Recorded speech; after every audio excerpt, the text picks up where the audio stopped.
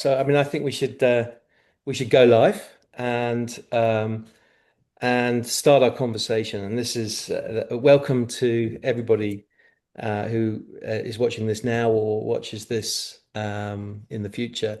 This is the first Apex GBS standards meeting of the year.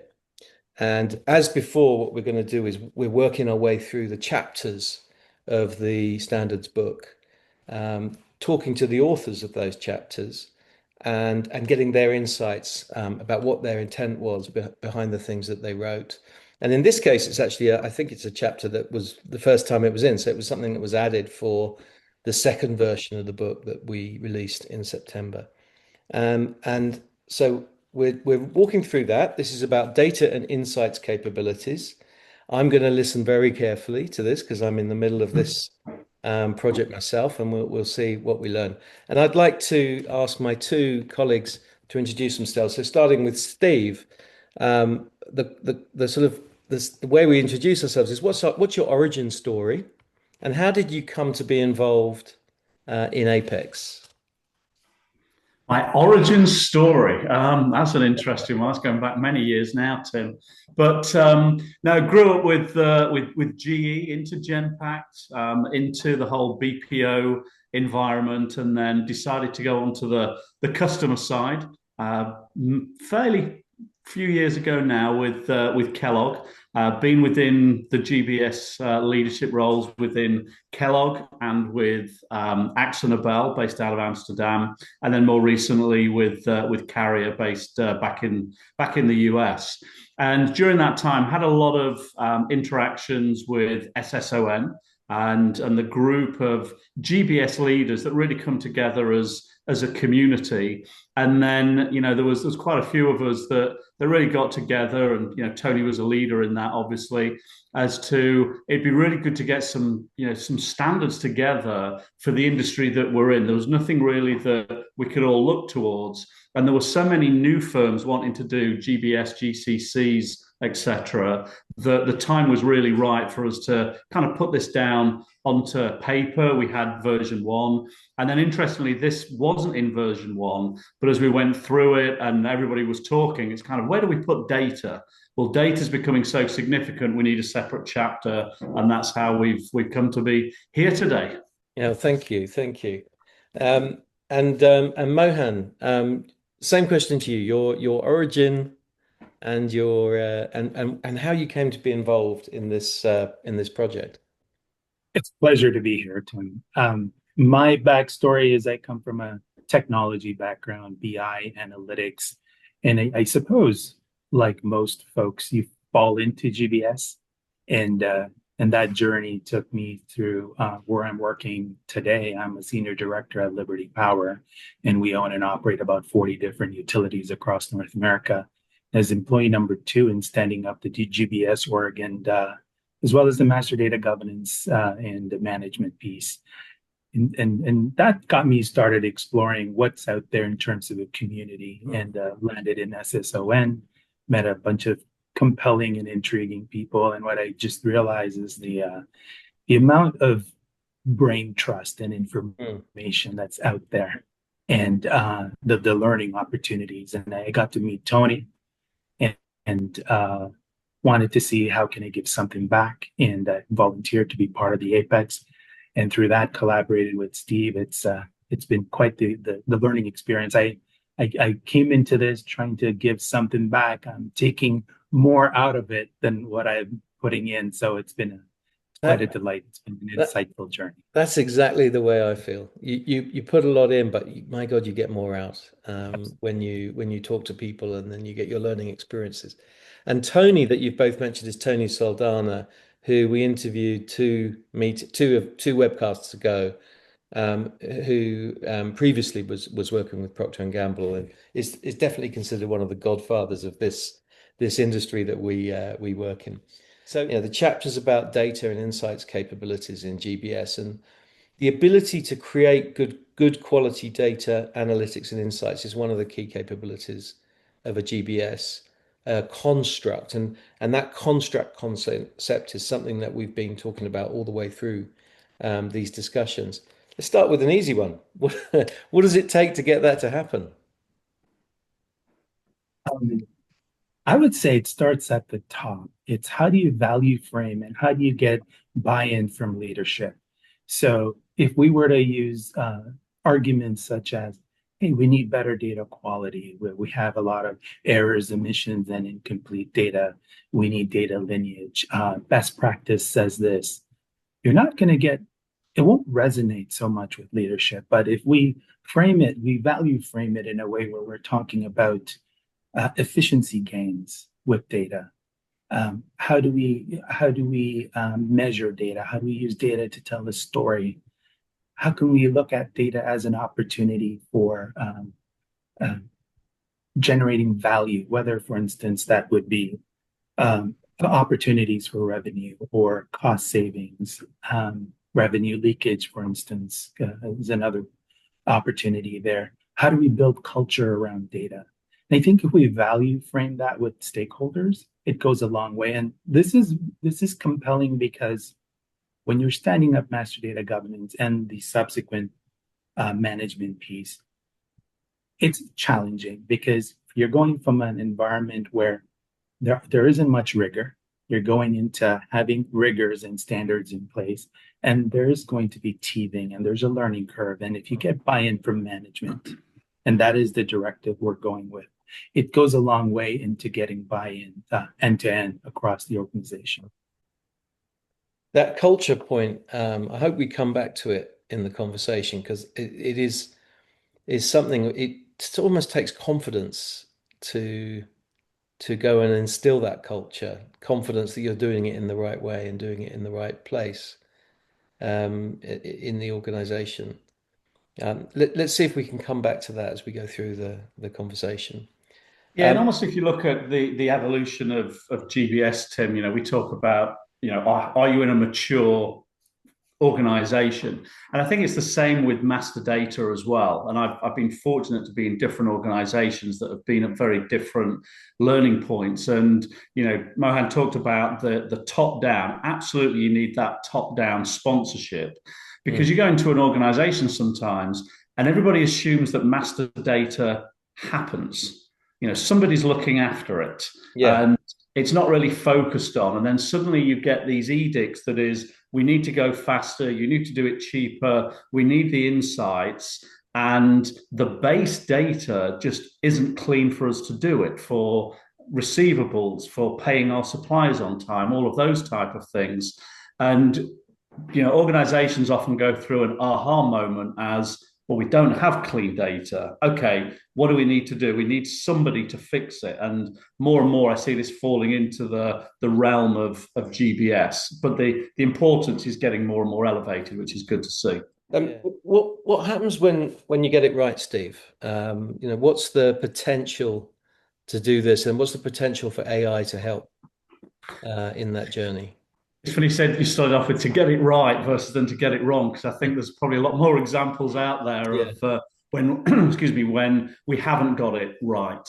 But I think, and I know we're going to come on to a little bit later of getting it right and how we drive that. But within AI, obviously everybody talks about that. How can it help at the moment? And one of the things we've just gone through was with our suppliers. And people you do assume that your data is correct and it's been loaded up correctly in the system.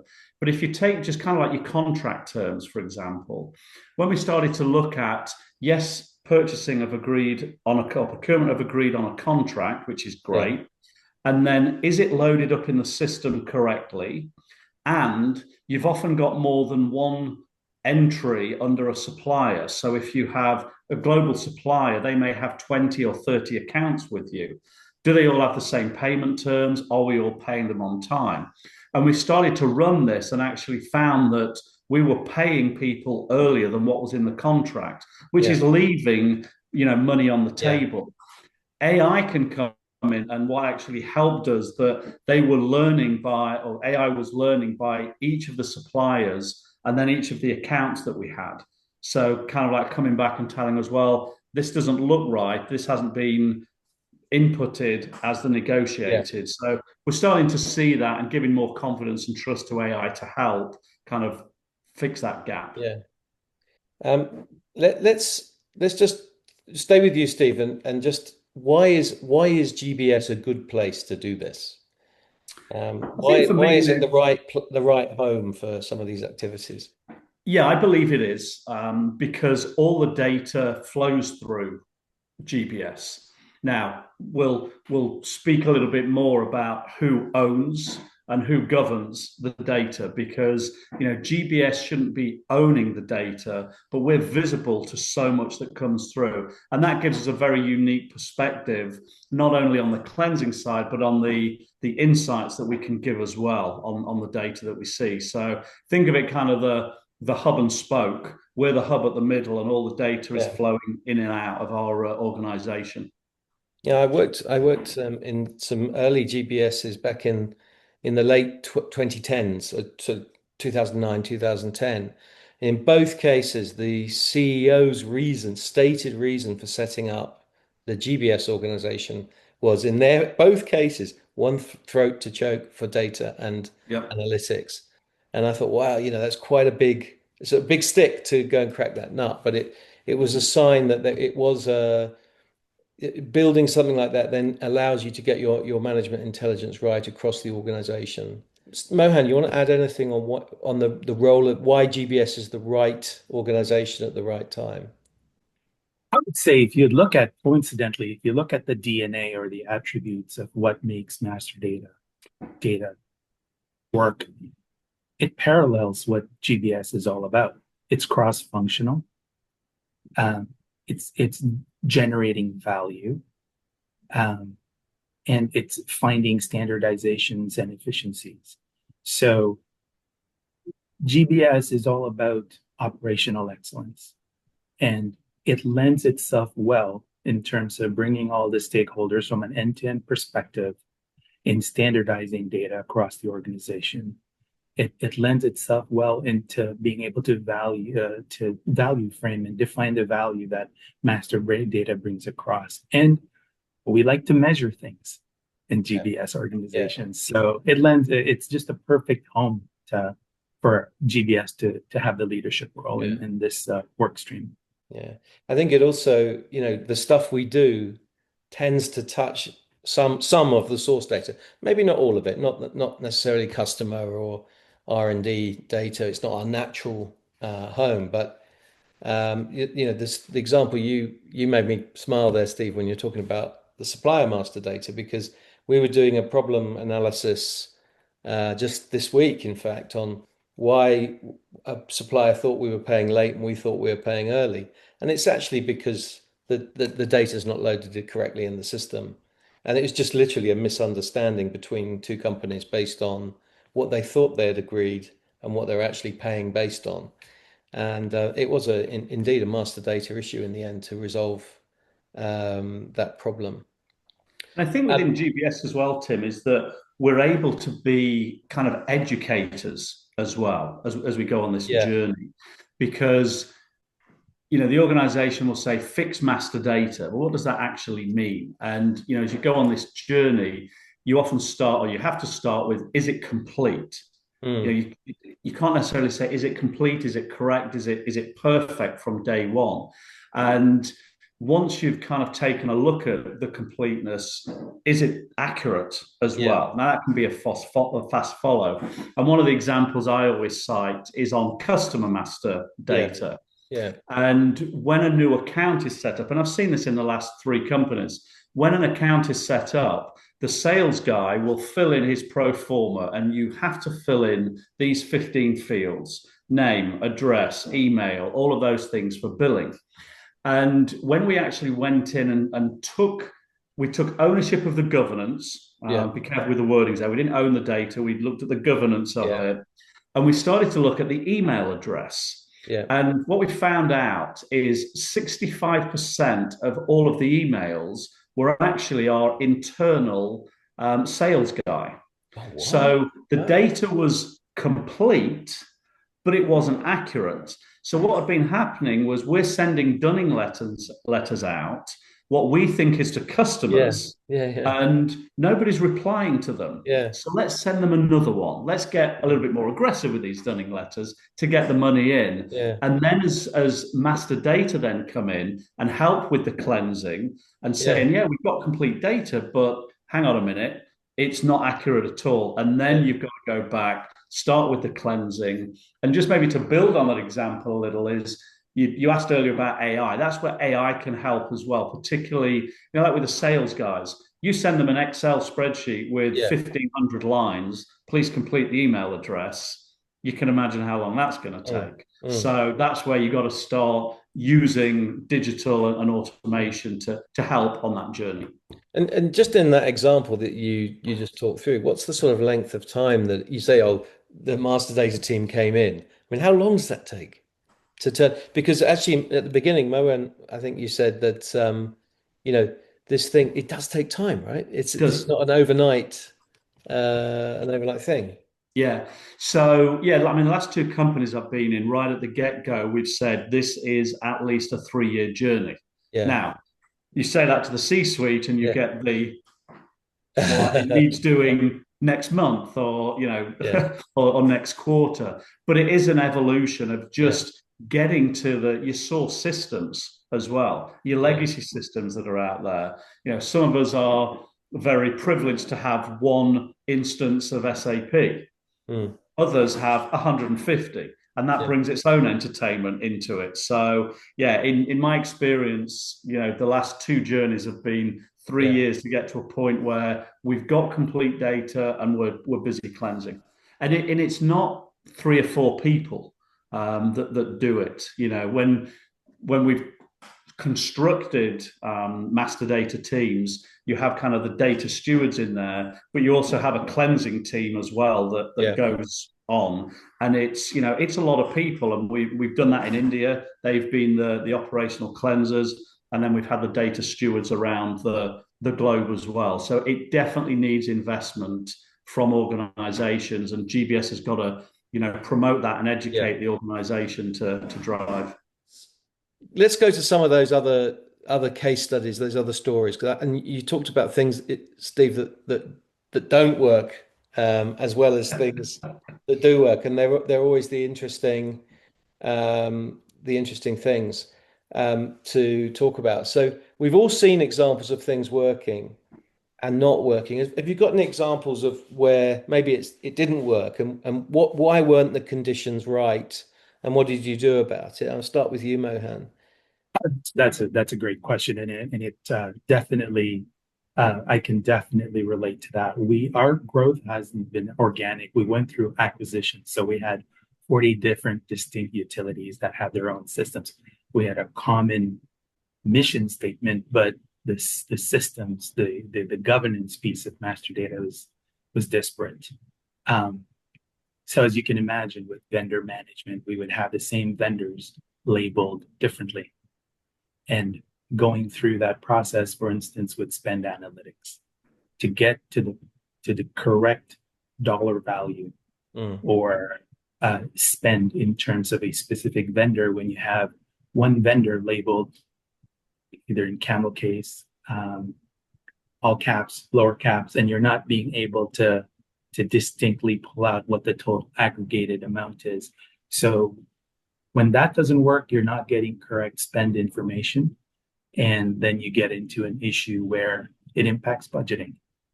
And you budget according to your actuals, but your actuals from your reports do not reflect that. And so that could be definitely a big point of contention across the different organizations that we support. And I guess the second part of that question is, how did we go about resolving that? How do you go about fixing it? So centralizing and standardizing, working across cross-functional teams. The first bit of that is setting up roles and responsibilities in terms of identifying who the data owners, stewards, and custodians. Coming up with a joint accountability agreement along those lines on roles and responsibilities of those 3 types of data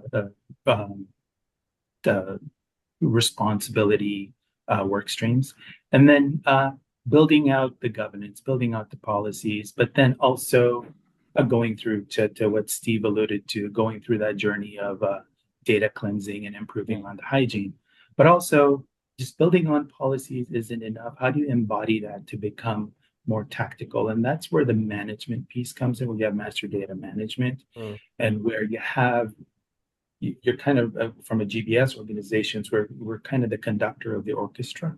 We're trying to make sure that there's synergy end to end in that process, making sure that we adhere to the policies, we drive compliance, but yet it facilitates the efficiency on how the life cycle of the master data per se, the creation, the maintenance, or the deprecation or archiving of master data.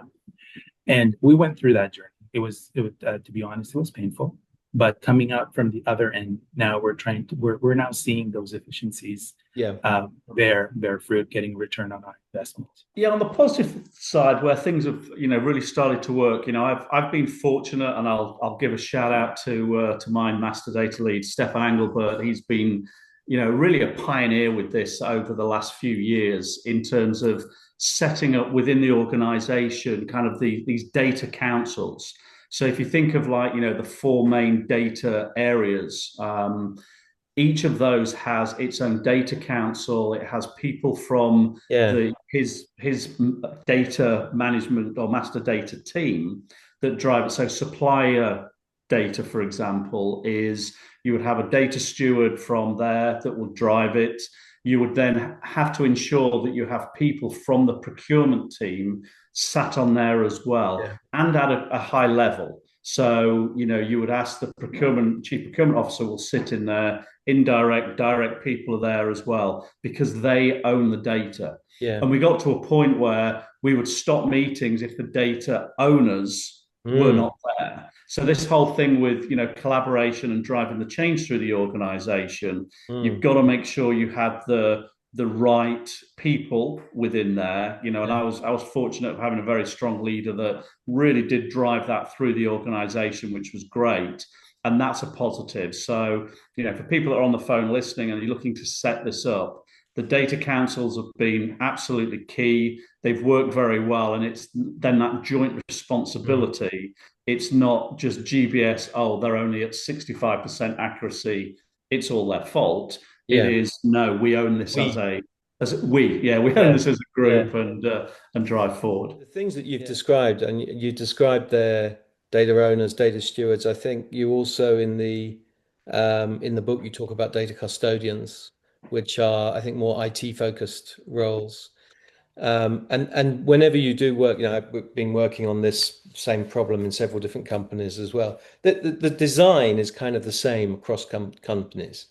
It's the thing that's sometimes difficult is the confidence or the agreement to go and do it together in that way, and to actually follow it through and really invest in it. And I just wonder if there's any tricks about, and maybe this comes back to that culture point, but it's the tricks of getting those three groups, the owners, the stewards, and the custodians, to work together in a really productive way that works. I think for me, if I can jump in, Mohan, is just making it simple. And even, and I smile a little bit because we're falling into this trap with AI. Is you've got all these acronyms flying out around there, and the people that don't know sometimes now a little bit fearful to say, well, what does that actually mean? Because they're worried that they've been left on, the train has left the station kind of thing. And I see it with master data as well, is make it relevant. The example I gave earlier, that if 65% of your dunning letters are actually going to internal staff and they're not going external, you're not talking to the customer. You're not talking. You're not talking to the customer.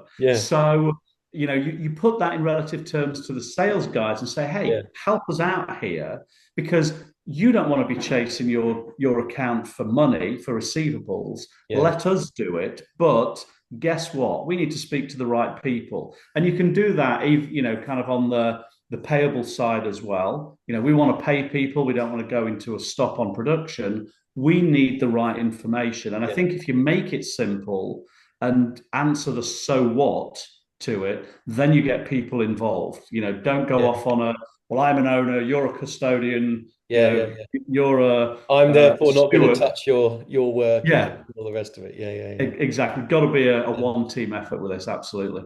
I would just say to add some color to what Steve brought up, important points.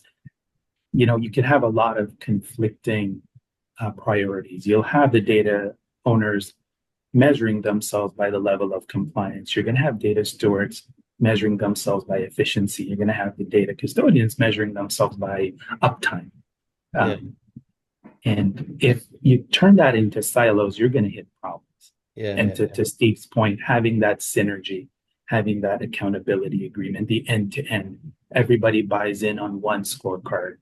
And it's the blend of the three SLAs that would make the magic, the secret recipe, sort of say. I think what we'll do, we've got a couple of questions from people that are listening in. We'll come to those.